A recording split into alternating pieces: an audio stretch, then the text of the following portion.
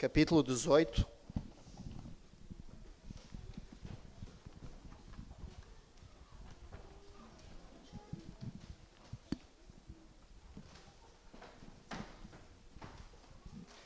Primeiro livro de Reis, capítulo 18. Sim, as crianças podem subir. As crianças até aos 8 anos. Para o seu cultinho infantil.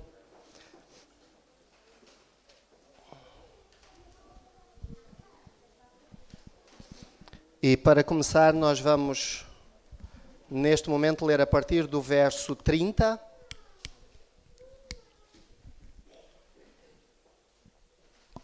E vamos ler até ao verso 39.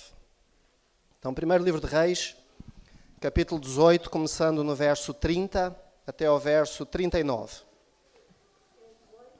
18, sim, primeira de Reis, 18, no verso 30 a 39.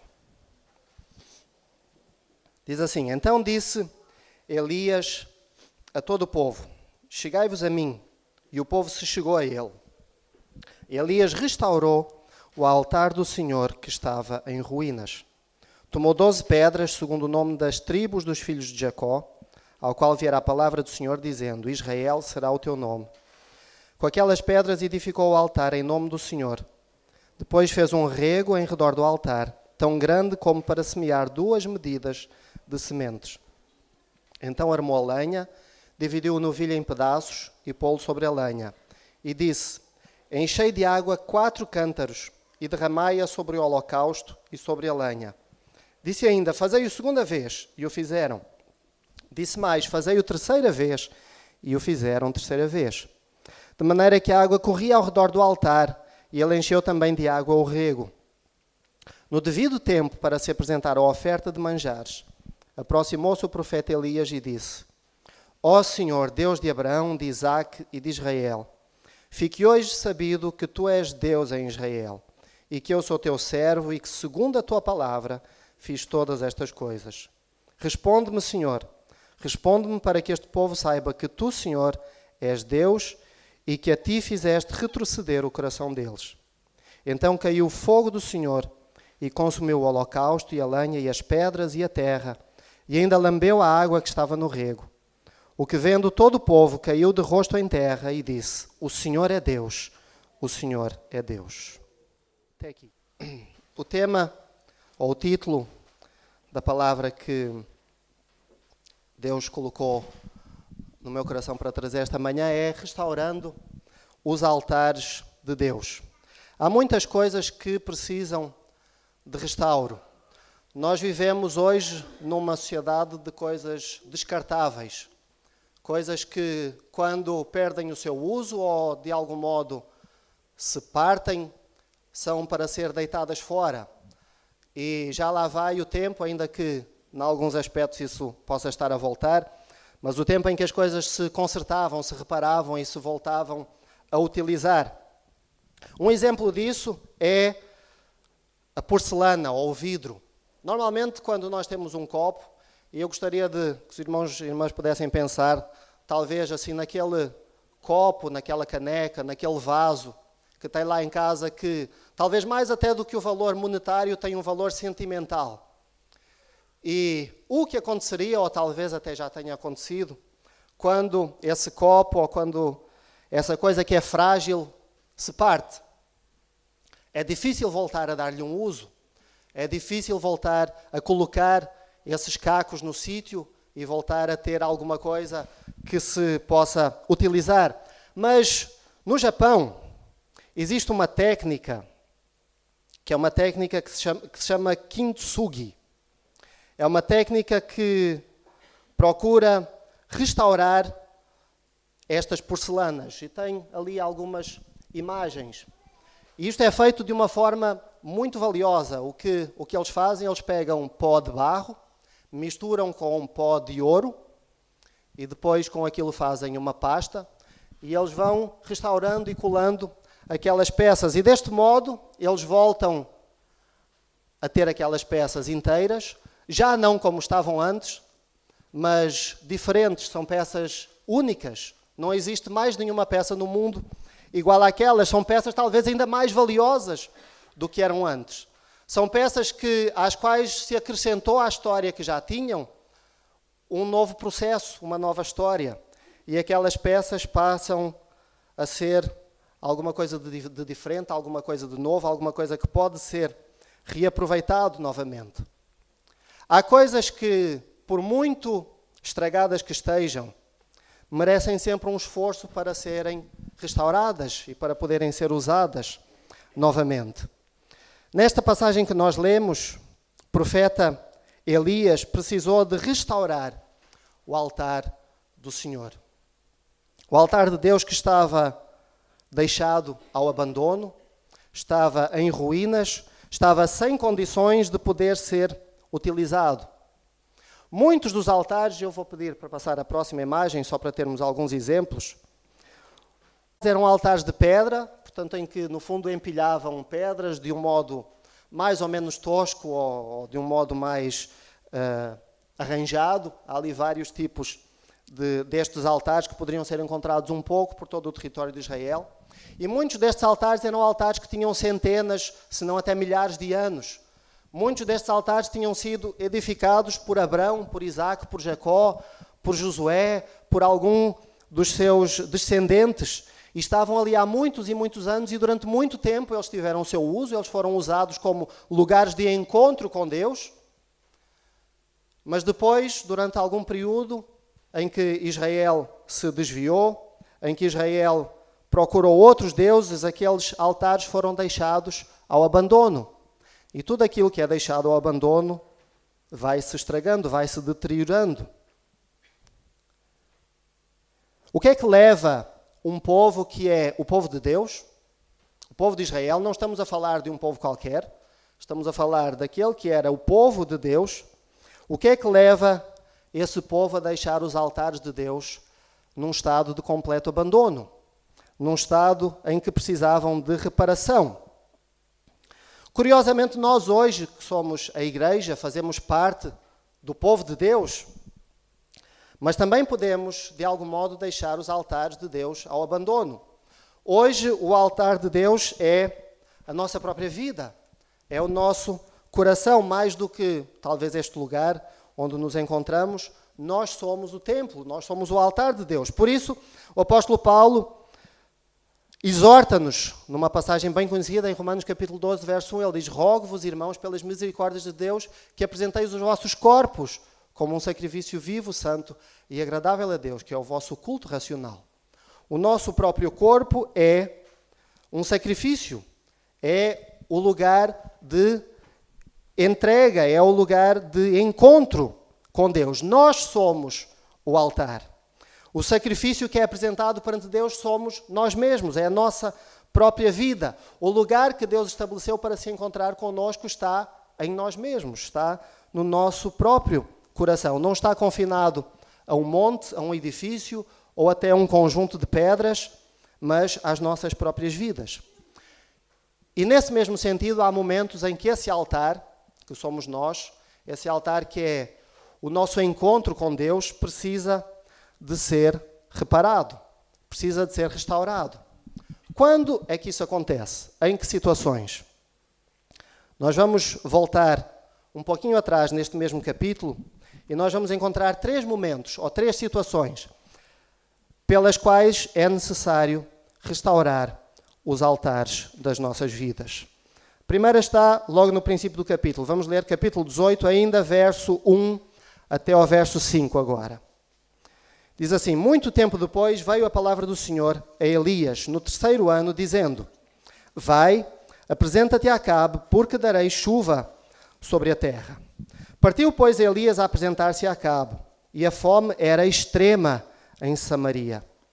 E Acabe chamou Obadias, o mordomo.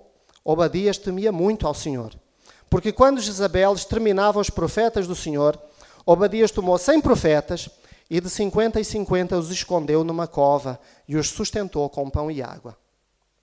Disse Acabe a Obadias: vai pela terra a todas as fontes de água e a todos os vales, e pode ser que achemos erva, para que salvemos a vida dos cavalos e mulas e não percamos todos os animais. Precisamos aqui de um pequeno contexto. Acabe era o rei de Israel, e tinha sido influenciado por Jezabel, que era a sua esposa, né, que era uma fenícia, a instaurar o culto a Baal em Israel, ao deus Baal.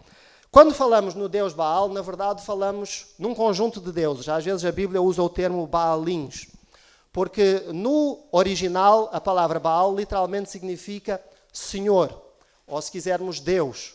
Portanto, havia um conjunto de deuses que eram frequentemente chamados de algum modo de Baal, os quais eram adorados pelos povos ali ao redor de Israel.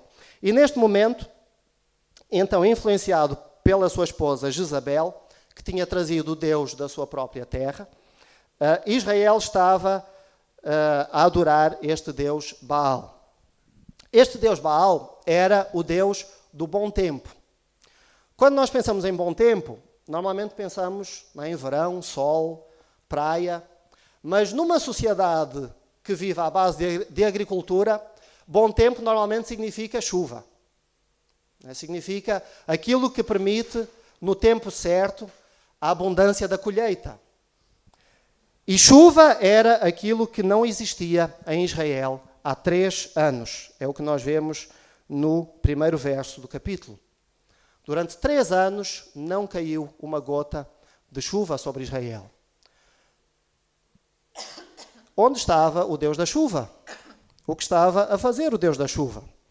Se nós formos ver no capítulo anterior, não temos tempo agora, mas se quiserem depois verificar no capítulo 17, nós vemos que Deus tinha mandado Elias profetizar que, até ele dizer alguma coisa em contrário, não iria cair chuva sobre Israel. E neste momento, então, no princípio do capítulo 18, já tinham-se passado 3 anos depois desse momento e não tinha caído chuva sobre Israel. Um outro aspecto sobre Baal é que Baal era supostamente casado, segundo se dizia, com a deusa Azerat. A deusa Azerat era a deusa da fertilidade. E mais uma vez, a fertilidade é alguma coisa que é muito próximo a uma comunidade que vive basicamente da agricultura, não é? Os bois e as vacas e as ovelhas podem se reproduzir e tudo mais, portanto, tudo isso depende da fertilidade. E por aí nós vemos como o culto a estes deuses, não é? Baal, por um lado, o deus da chuva, e Azerat, a deusa da fertilidade, era um culto que era muito apelativo para uma comunidade que basicamente vivia à custa da terra e dos animais. Por causa disso, então, Deus tinha mandado Elias dizer que não haveria chuva. Se Baal é o Deus da chuva, vamos ver o que o Deus da chuva pode fazer. E 3 anos tinham-se passado. Curiosamente, em vez de terem concluído que, depois de 3 anos sem chover, talvez o Deus Baal não fosse assim tão eficiente como se poderia pensar, o que eles decidiram é que, possivelmente, Baal tinha feito chover em algum outro lugar. E então Acabe mandou o seu servo Obadias correr a terra para ver se conseguiam encontrar água em algum lugar. Em vez de se arrependerem e de buscarem a Deus, eles decidiram procurar água noutro lugar. No entanto, Elias já tinha dito, verso 1, que iria chover. A chuva estava próxima. Apesar disso, eles decidem ir procurar água noutro lugar. A seca que existia em Israel, mais do que uma seca da estação, era uma seca espiritual. Assim como acontece em todas as nossas sociedades, inclusive nos nossos dias. Quando nós não valorizamos aquilo que Deus valoriza, o resultado disso é uma seca espiritual, cujo resultado, por sua vez, é uma seca moral, de valores, cujo resultado é uma seca social. A sociedade se deteriora. Aquilo que as pessoas têm como valioso deixa de ser valioso ou deixa de estar disponível. E um grande problema ocorre, então, quando nós não valorizamos ou não damos importância àquilo que é importante para Deus. Vejam o exemplo de Acabe. O povo estava a perecer, estava a morrer de fome, verso 2. A seca era extrema em Samaria, havia fome. Os profetas de Deus estavam a ser exterminados pela sua esposa Jezabel. E com o que é que Acabe se preocupa? Verso 5, ele preocupa-se com os cavalos e com as mulas. Há uma inversão de valores. Acabe estava preocupado com as coisas erradas. Porquê? Porque ele tinha começado o processo. Uma seca espiritual, uma seca moral, há uma inversão de valores. Toda a sociedade sofre com isso. Quando nós falhamos em dar atenção às coisas espirituais, tudo o resto decai, tudo o resto se ressente. Quando o meu relacionamento com Deus não está bem, não está como deveria estar, tudo é vazio, tudo perde o interesse, tudo perde o seu gosto, tudo perde a noção de valor. Por isso é que a marca de um verdadeiro discípulo está em valorizar aquilo que Deus valoriza. Está em amar aquilo que Deus ama e em desprezar aquilo que Deus despreza. Está em reconhecer que Deus é a única fonte daquilo que eu preciso. Volto a relembrar. Elias tinha dito já que ia chover, mas Acabe continua à procura de água, noutros lugares. Nós ficamos perdidos, ou podemos ficar perdidos, naquilo que nos satisfaz temporariamente, naquilo que nos satisfaz de um modo limitado, e desprezamos e ignoramos e esquecemos o Deus que nos satisfaz constantemente e abundantemente. Por isso, quando nós... Já pode passar ali o próximo? Já é. Por isso, nós precisamos de restaurar o altar de Deus quando, primeiro ponto, nós procuramos noutros lugares aquilo que só Deus pode satisfazer. Segundo lugar, vamos ler os versos 17 e 18 agora. Já agora, para pegarmos talvez algum contexto, vamos ler a partir do verso 15. Disse Elias, aqui Elias está a falar com Obadias, que entretanto o tinha encontrado. Disse Elias, tão certo como vive o Senhor dos Exércitos, perante cuja face estou, de veras hoje me apresentarei a ele. A ele era Acabe. Então foi Obadias encontrar-se com Acabe e lhe anunciou. E foi Acabe ter com Elias. Vendo-o, disse-lhe, és tu o perturbador de Israel? Respondeu Elias, eu não tenho perturbado Israel, mas tu e a casa de teu pai, porque deixastes os mandamentos do Senhor e seguistes os Baalins. O segundo momento, ou a segunda situação em que eu preciso restaurar o altar da minha vida é quando eu falho em reconhecer os meus próprios erros. Acabe colocou as culpas de toda aquela situação, da seca, colocou as culpas em Elias. Ele virou-se para ele e diz, tu és o perturbador de Israel. Talvez na mente de Acabe, ele estivesse a pensar que, porque Elias ainda estava por ali e estava a incentivar o povo a seguir a Deus, então Baal, que era o Deus da chuva, estava insatisfeito com essa situação e estava a reter as chuvas. Então ele achava que Elias era o culpado. É curioso que desde o Jardim do Éden, desde Adão e Eva, que o ser humano é pródigo em colocar as culpas nos outros. Foi isso que aconteceu com Adão e Eva. Eles comeram do fruto. Adão disse que a culpa foi de Eva. Eva disse que a culpa foi da serpente. E nunca ninguém tem culpa de nada. Quando as coisas acontecem, nunca ninguém tem culpa de nada. Nós temos visto isso, inclusive, com a situação dos incêndios que ocorrem em Portugal. A culpa não é de ninguém. É do Ciresp ou é de alguma coisa que não se pode muito bem colocar na prisão, mas ninguém tem culpa. Então Acabe diz que a culpa é de Elias. Com cada um de nós pode acontecer a mesma coisa. Porque, na verdade, há uma tendência natural no ser humano em procurar sacudir a água do capote. Em procurar passar as culpas para os outros, em negar que em si mesmo existe erro, que em si mesmo existe uma necessidade de mudança. E quando as consequências acontecem pelos erros das nossas próprias escolhas, então a culpa é dos outros. A culpa é das situações. A culpa nunca é nossa.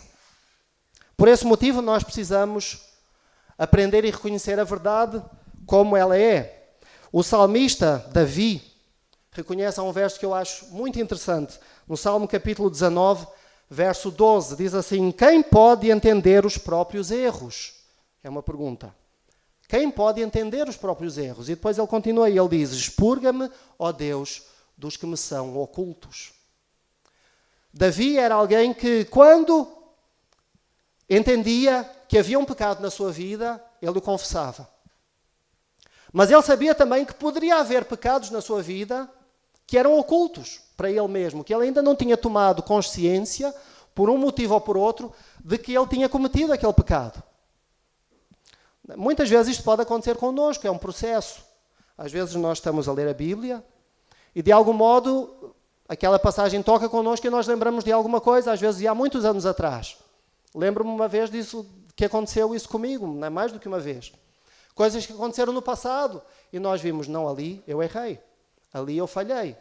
Por isso é que Davi, nota, tinha este cuidado. Ele orava a Deus, primeiro para que Deus pudesse ajudá-lo a discernir os seus próprios erros, e depois ele pedia perdão, inclusive, pelos pecados que fossem ocultos, que ele ainda não tivesse tomado consciência. Frequentemente nós podemos pensar que estamos a fazer o bem, quando, na verdade, nós vemos depois que o resultado é outro. Não é aquele que nós esperávamos. Vemos que, na verdade, podíamos até ter uma boa intenção, mas não fizemos aquilo que seria a melhor coisa. Voltamos ao Jardim do Éden. É curioso como, quando nós lemos Gênesis capítulo 1, há uma frase que é repetida várias vezes ao longo do relato da criação.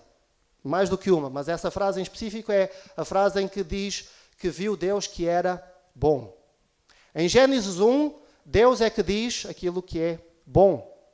Quando nós passamos para Gênesis 3, no capítulo que fala sobre quando Adão e Eva comem da árvore do fruto, que Deus disse que eles não poderiam ter comido, nós vemos que quando Eva viu aquele fruto, ela viu que era bom para se comer. Já houve aqui uma inversão de valores. No princípio é Deus que diz aquilo que é bom, ali Eva já está a querer dizer aquilo que é bom. E esse é o problema, é a raiz de todo o pecado. É quando eu quero decidir por mim mesmo aquilo que é bom. Eu ignoro aquilo que Deus diz que é bom e eu digo para mim, isto para mim é bom. E é aí que começa o pecado. É aí que começa o desvio das coisas de Deus. É aí que começa a desobediência àquilo que é a vontade e a palavra de Deus. Mas, na verdade, há pecados que eu posso cometer mesmo sem saber que os cometi. Ou sem ainda ter uma consciência de que aquilo que eu fiz é alguma coisa que realmente desagrada a Deus. Por isso nós precisamos de orar como Davi. Expurga-me dos pecados que me são ocultos. E também o mesmo Davi fala no Salmo 139, versos 23 e 24, ele diz: sonda-me, ó Deus, conhece o meu coração, prova-me e conhece os meus pensamentos, e vê se há em mim algum caminho mau, e guia-me pelo caminho eterno. Esta é uma oração que nós precisamos de fazer diariamente, para em cada momento, em cada circunstância, nós podermos reconhecer e entender se há alguma coisa na nossa vida que desagrada a Deus. Se há alguma coisa na nossa vida que nos tem afastado de Deus, que tem impedido a nossa comunhão e o nosso relacionamento com Deus. Mas há um problema em fazer isso. O problema é que isso é desconfortável. Porque reconhecer o erro, primeiro, é uma coisa que ninguém gosta de fazer. E em segundo lugar, reconhecer o erro é algo que implica mudança. E mudança, sejamos sinceros, ninguém gosta, a não ser que a mudança seja para os outros, não é? Porque todos os outros precisam de mudar, mas eu quero continuar exatamente como estou. É muito mais seguro manter as coisas como elas estão. Mudança é alguma coisa de difícil, mas é alguma coisa que é extremamente necessário para nós podermos desenvolver o nosso relacionamento com Deus de uma forma saudável. Terceiro lugar. Terceiro momento em que nós precisamos de restaurar o altar da nossa vida. Vamos ler agora a partir do verso 20, ainda em 1 de Reis, capítulo 18.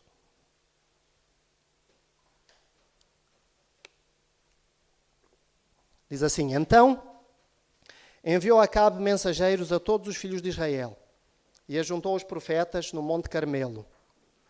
Então Elias se chegou a todo o povo e disse: Até quando cocheareis entre dois pensamentos? Se o Senhor é Deus, segui-o. Se é Baal, segui-o. Porém o povo nada lhe respondeu.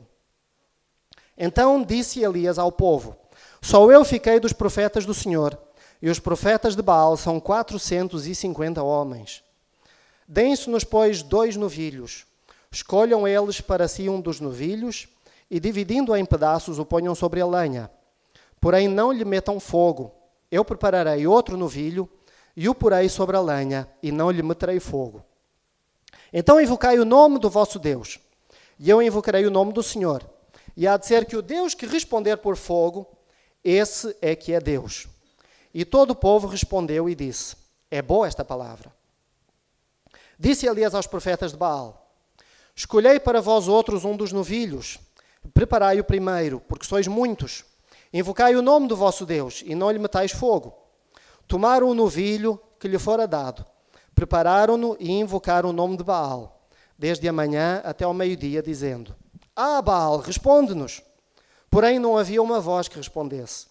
E manquejando se movimentavam em redor do altar que tinham feito. Ao meio-dia Elias zombava deles, dizendo: Clamai em altas vozes, porque ele é Deus. Pode ser que esteja meditando, ou atendendo a necessidades, ou de viagem, ou a dormir e despertará. E eles clamavam em altas vozes e se retalhavam com facas e com lancetas, segundo o seu costume, até derramarem sangue. Passado o meio-dia, profetizaram eles, até que a oferta de manjar se oferecesse. Porém não houve voz, nem resposta, nem atenção alguma. E a continuação, a partir do verso 30, nós já lemos há pouco aquilo que aconteceu. A idolatria era algo que Deus, logicamente, não tolerava entre o seu povo. Israel adorava Baal, o Deus da chuva, mas há 3 anos que não chovia em Israel. E então, neste momento, há um confronto. Mais do que um confronto entre Elias e Acabe, ou se quisermos, entre Elias e os profetas de Baal, há um confronto entre Deus e Baal. Vamos ver quem é Deus. Vamos fazer aqui uma prova. Vamos ao tira-teimas. Quem é Deus? É curioso que, quando nós falamos em Israel como uma nação idólatra, curiosamente, em momento algum, Israel nunca deixou de adorar Deus. Israel nunca deixou de adorar Deus para adorar, por exemplo, o Deus Baal. O que Israel queria era continuar a adorar Deus, mas também adorar o Deus Baal. Não é aquele tipo de pensamento que, se quisermos até um certo ponto, é lógico. Se nós temos um Deus que pode fazer as nossas vontades e que pode ajudar-nos e abençoar-nos, por que não ter 2? Não é? Se este não responder, talvez o outro possa fazer aquilo que nós queremos. Não é? É esta linha de raciocínio. Então Israel nunca tinha deixado de adorar a Deus. O que eles queriam era: vamos aqui misturar um bocadinho as coisas, não é? Diversificar, e vamos ver aqui qual dos deuses é que faz aquilo que nós queremos. Não é? Qual dos deuses é que nos satisfaz melhor. E por causa disso é que Elias tem esta expressão para com Israel no verso 21. Até quando cocheareis entre 2 pensamentos? Se Baal é Deus, seguiu. Se Deus é Deus, seguiu.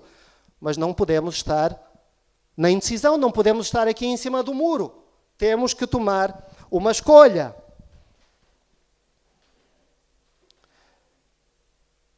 E é precisamente isto, é esta indecisão. A indecisão é alguma coisa que nos impede a escolha. É alguma coisa que nos impede o progresso. E por isso Israel cocheava, porque Israel estava indecisa. Israel queria saber qual Deus é que era verdadeiro. E por isso é necessário tomar uma posição. E nessa posição, nem sempre a escolha certa é aquela que é a mais fácil, ou aquela que todos os outros estão a seguir. Mas muitas vezes é precisamente a decisão que é mais difícil de tomar. E por isso aqui Elias faz um apelo ao coração de Israel, ao coração do povo. Mas Elias deu todas as vantagens possíveis aos seus oponentes, aos profetas de Baal. Notem só, em primeiro lugar, Baal era o deus da chuva, ou também, se quisermos, o deus das tempestades. Portanto, para um Deus que é o Deus da chuva, das tempestades, seria muito fácil deitar um raio dos céus e produzir fogo sobre aquele altar. No entanto, isso não aconteceu. Depois ele ofereceu aos profetas de Baal a primeira oportunidade. Ele deixou-os ir primeiro, deu-lhes a vantagem de poderem ver se Baal respondia. Se porventura Baal tivesse respondido, Elias já não estava ali a fazer nada. Já nem valia a pena Elias continuar com a sua parte. No entanto, não foi isso que sucedeu. Depois Elias deu 6 horas aos profetas de Baal para fazerem todo aquele espetáculo, toda aquela parafernália que nós lemos aí no texto, para poderem encontrar um mínimo de reação do seu Deus. No entanto, não foi isso que aconteceu. E depois, finalmente, ele enche, ou manda encher, o seu altar com o máximo de água possível. Eu imagino que no meio de uma seca, em que a água era pouca, deve ter parecido aos olhos de Israel que aquilo era um desperdício. Estavam a encher um altar com água, era um desperdício. E no meio de tudo isso, os profetas de Baal montam este espetáculo. Eles gritam, eles dançam, eles mancam, eles cortam-se com facas, eles fazem tudo e mais alguma coisa. Durante horas e horas e horas, durante 6 horas, eles tentam impulsionar o seu Deus a reagir. Mas nada acontece. Nem um som, nem uma faísca, nada acontece. E por causa disso Elias não resiste. Elias talvez é aqui um pouco maldoso, ou um pouco irónico, sarcástico. Ele não resiste a expor o ridículo daquela situação. Ele insinua que Baal talvez esteja ocupado, talvez ele esteja a dormir, talvez ele tenha viajado, talvez até ele esteja surdo, ou possa estar muito ocupado. Na verdade, o que Elias está a fazer aqui é pura e simplesmente dizer que Baal não é Deus coisa nenhuma. É pura e simplesmente uma piada de mau gosto. E na verdade, o que Elias quer dizer com isso é que escolher entre o Deus do universo ou qualquer outra coisa é escolher entre o propósito da vida, a fonte de toda a satisfação e nada. A escolha deveria ser óbvia, mas continua a ser muito difícil cochear entre o tudo e entre o nada. Por estes motivos, por estes 3 motivos, podes passar ali o terceiro, por favor. Quando procuro noutras fontes o que só Deus pode dar, quando falho em reconhecer os meus próprios erros, e quando Deus é apenas mais uma coisa na minha vida, e não o centro, não o principal, por estes motivos, o altar de Deus precisava de ser restaurado. E nós podemos, porventura, encontrar-nos na mesma situação. Porventura, o lugar de encontro que nós temos com Deus precisa também de ser restaurado. Porventura, precisamos nós também de analisar a nossa própria vida e ver se o altar de Deus na nossa vida está ou não em ruínas, ou se precisa de algum restauro. Na nossa vida, na nossa caminhada com Deus, diariamente nós precisamos de fazer esta autoanálise. Porque, na verdade, são muitas as coisas ao nosso redor. São muitas as situações e as circunstâncias e as escolhas e os caminhos que, por um motivo ou por outro, podem desviar-nos de Deus.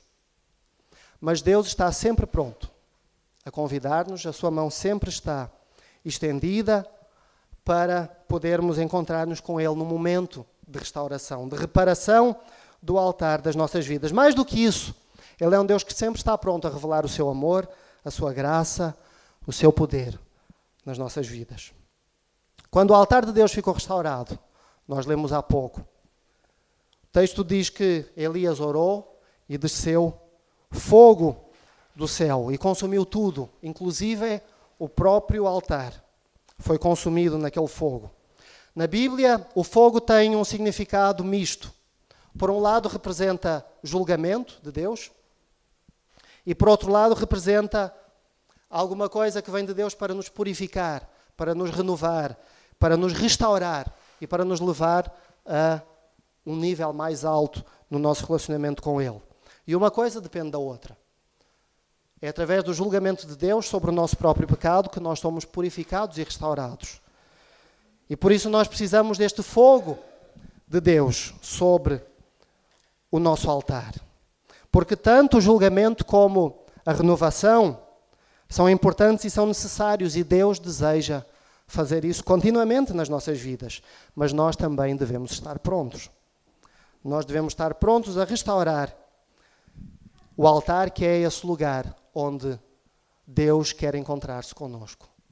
Não um lugar físico, ou um lugar no espaço ou no tempo, mas um lugar dentro de nós mesmos, onde nós podemos encontrar-nos com Deus, onde nós podemos passar tempo com Deus, onde nós podemos desenvolver o nosso relacionamento com Deus e onde nós podemos fazer como Paulo nos exorta, oferecemos o nosso corpo como um sacrifício vivo, santo e agradável a Deus.